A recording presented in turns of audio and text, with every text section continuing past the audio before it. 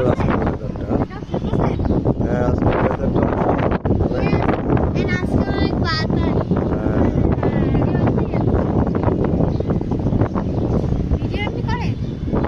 হ্যাঁ করবো একটু পরে, টেস্ট করতেছি।